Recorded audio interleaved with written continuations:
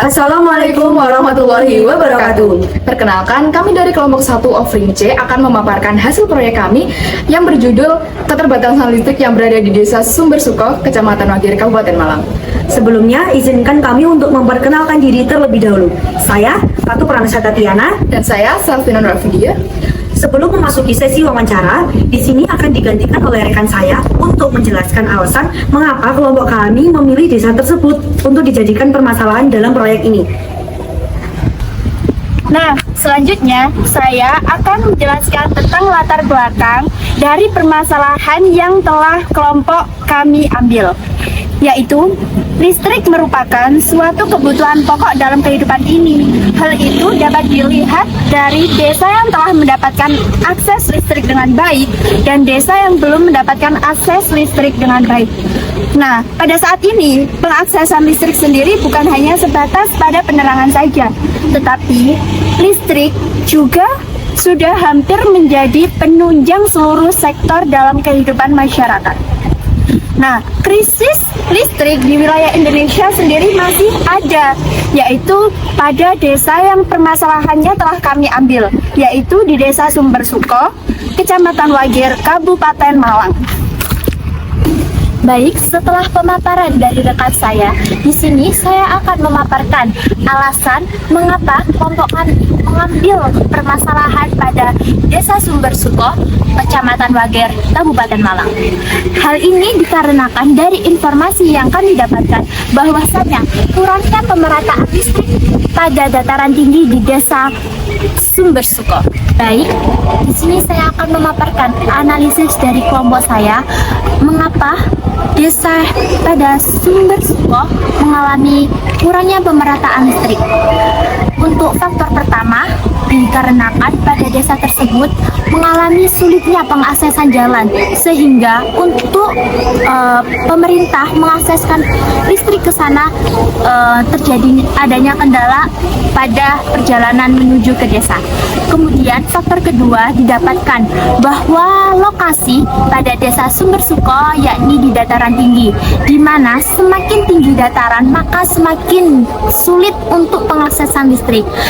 Dari dua faktor tersebut maka kita bisa mengambil kesimpulan bahwasanya jika semakin tinggi dataran dan sulit untuk pengaksesan jalannya, maka disitulah kendala utama mengapa di desa tersebut kurangnya pemerataan listrik.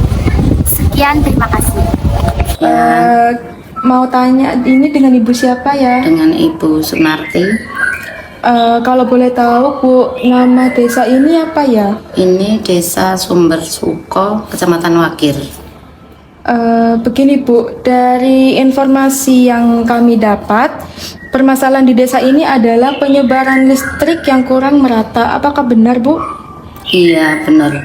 Di sini lumayan udah lama, maksudnya untuk pemerataan listrik masuk ke desa itu lama belum merata dan aksesnya untuk masuk ke desa ini susah. Mungkin karena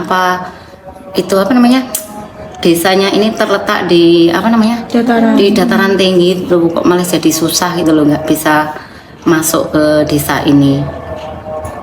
Oh ya Bu, apakah di desa ini tidak diberi penanganan oleh pemerintah setempat?